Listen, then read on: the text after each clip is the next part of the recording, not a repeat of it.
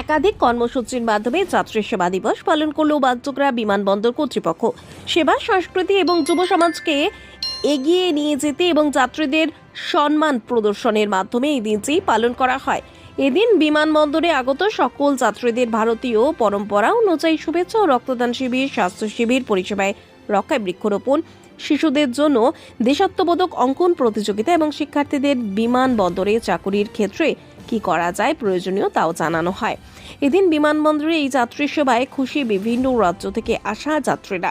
উত্তরবঙ্গের প্রাচীন সংস্কৃতি, আদিবাসী নৃত্য অনেকটাই মুগ্ধ করেছে বলে জানান যাত্রীরা।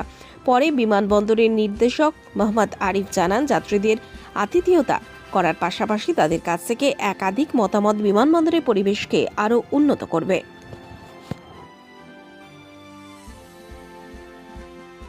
एयरपोर्ट में आके हम लोगों को जो स्वागत मिला है, टिक्का लगाया और ये कल्चरल प्रोग्राम है, ये सब हम लोगों को इसके पहले कहीं किधर मिला नहीं है। बहुत खुश हो गए, बहुत अच्छा लगा हम लोगों को। आप लोग के ये पहली बार हुआ? पहली बार हुआ। क्या क्या हुआ आज आप लोग के साथ? आज आते ही ये स्वागत हुआ हमारा और टिक्का लगाया हम लोगों को, और अभी उसके बाद में इधर कल्चरल प्रोग्राम देखने को मिला। हम वही एंजॉय कर रहे हैं अभी एक्चुअली। कहाँ से आप? बॉम्बे से। कहाँ जाएंगे? भूटान। आपका नाम? जयलक्ष्मी।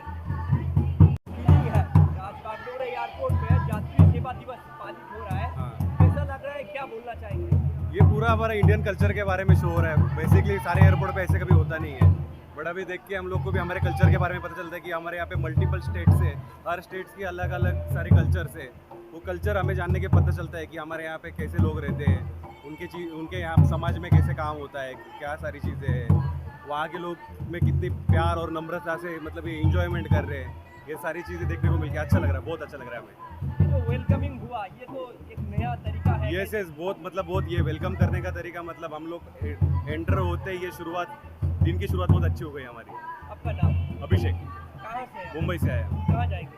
अभी हम लोग पूरा ये तुम्हारा दार्जिलिंग वगैरह सारा एक्सप्लोर करेंगे हम लोग। पूरा नाम आपका? यस है, पूरा नाम आपका? पूरा नाम? अभिषेक दोंदे। जो है हमें हमारे लिए यात्री सर्वोपरि है ना। तो यात्रियों की जो सुरक्षा है, उनकी जो सुगमता है, सुलभता है और उनके अनुकूल जो सेवाएं देने के लिए हम प्रतिबद्ध हैं और कटिबद्ध हैं, तो उसी को परिलक्षित करने के उद्देश्य से आज यह दिवस मनाया जा रहा है। और हम चाहते हैं कि हमारा यात्रियों के साथ डायरेक्ट कांटेक्ट हो, उनके मन में जो भी शंका हैं, जो भी आशंकाएं हैं और किसी भी बेहतरी की वो उम्मीद करते हैं भारतीय विमानपत्तन प्राधिकरण परिवार की ओर से, वो निसंकोच बेझिझक हमें बताएं और हमारे साथ डायरेक्ट कांटेक्ट में आएँ। और साथ ही साथ यात्रियों की जो बेहतर सुविधा है उसके साथ साथ भारतीय विमानपत्तन प्राधिकरण एक रिस्पॉन्सिबल एंटिटी है, गवर्नमेंट ऑफ इंडिया का एंटरप्राइज है। तो हम चाहते हैं कि हमारा बहुआयाम जो कर्तव्य है वह भी आम जनता को, यात्रियों को समझ में आए। और इसी कड़ी में आज हमने दिन भर बहुत सारे कार्यक्रम का आयोजन किया है, जिसमें मुख्य रूप से आगमन कक्ष में जो यात्री आ रहे हैं उनका भारतीय परंपरा के अनुसार टीका लगाकर स्वागत करना। हर क्षेत्र की भारत में एक विविधता है, एक अपनी विरासत है, उस विरासत को हम संजोए रखे हैं सदियों से, आदिकाल से। तो उसी को परिलक्षित करने के लिए इस क्षेत्र का जो डांस है, ओराव डांस बोलते हैं नॉर्थ बंगाल क्षेत्र का, उस ओराव डांस का आज प्रदर्शन किया जा रहा है यहाँ पे, जो कि एक लोक नृत्य है। और यहाँ पे देश विदेश से विभिन्न भागों से लोग यहाँ पर आ रहे हैं। तो यहाँ पे आने वाले जो यात्री हैं, विजिटर्स हैं, टूरिस्ट हैं, उनको ये पता चले कि ये भी इस एरिया का एक लोकल डांस है और इस डांस को माइलेज मिले, वो एक ग्लोबल प्लेटफॉर्म पर निकल कर आएँ, ताकि जो लोग कलाकार हैं उनकी प्रतिभा को भी सराहा जा सके और उनको भी लोग नोटिस कर पाएँ। साथ ही साथ हमने आज यात्रियों को आनंद देने के उद्देश्य से फ़ोटो बूथ हमने लगाया है। इस विमानपत्तन के विभिन्न क्षेत्रों में हमने फ़ोटो बूथ, जो कि सेल्फी पॉइंट जिसको हम बोलते हैं, वहाँ पर आप जो यात्रीगण हैं, साथ ही साथ और भी जो हितधारक है वो भी वहाँ पर सेल्फी बूथ में आएँ, फ़ोटो वहाँ पर लें, अपने परिवार के साथ आनंद करें। साथ ही साथ हम चाहते हैं कि देश में किसी को भी अगर ब्लड की ज़रूरत है ना, और मनुष्य की पहचान उसके मुश्किल वक्त में सबसे ज़्यादा होती है।